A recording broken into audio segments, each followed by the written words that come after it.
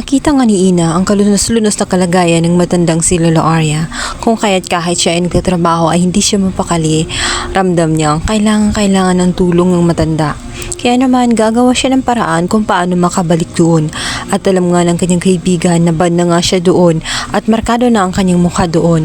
Ngunit hindi niya pwedeng pabayaan si Lola Arya sa loob ng facility na yun. Alam niya na hindi naligtas ang matanda. Nakahanap siya ng isa pang paraan. Sa araw na iyon, kukunin nila si Lola Arya at sa tulungan ng kanyang mga kaibigan, mga kapitbahay, ay nagawa nila ang kanilang misyon.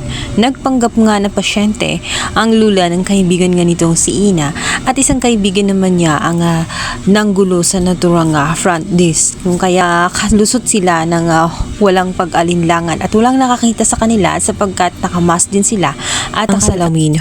May kanya-kanyang bantay ang mga ito kung kaya't madaling nasagawa ni Ina ang kanilang mga plano. Maya-maya pa nga ay dumating na ang pamilya nga ni Lola Arya kung saan napag-isipan nito na ilipat na nga ang matanda sapagkat napag-alaman nga ni Ina ang kinaroroonan nito. At ayaw nito na matuntun pa ni Ina ang kinaroroonan.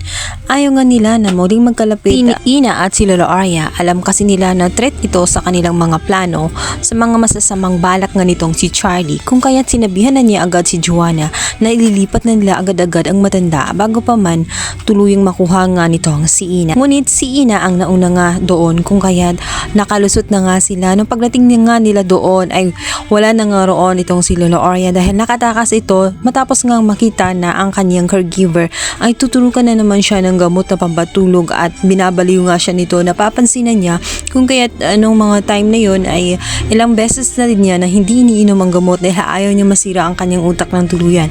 At sa pagkakataong yun ay tumakas na nga siya at hindi niya nakayanan ang naturang caregiver. Nagsitakbo nga ang matanda. Abot-abot ang kanyang takot at kaba sa kanyang dibdib. Gusto na niya makatakas mula sa impernong facility na yon. Tingin nga niya ay hindi siya ligtas at pinapabayaan na siya ng kanyang pamilya. Sa kanyang pagtatakbo ay biglang may hihila sa kanya at yun nga ay si Ina. Kaya naman tuwang-tuwa ang matanda. Sa wakas ay nailigtas na nga ang kanyang buhay.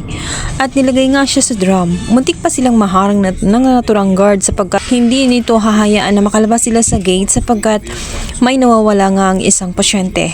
Ngunit nakiusap ito na kailangan na nga nilang ilabas ang naturang drum dahil meron itong mga dumi ng mga matatanda na maaring kapag binuksan pa nga ang naturang drum ay makakahawa ito sa mga taong naroroon. At kung ayaw naman niya na mawalan ng trabaho ay kailangan palabasin na nga ito agad-agad upang madispose na nga ito.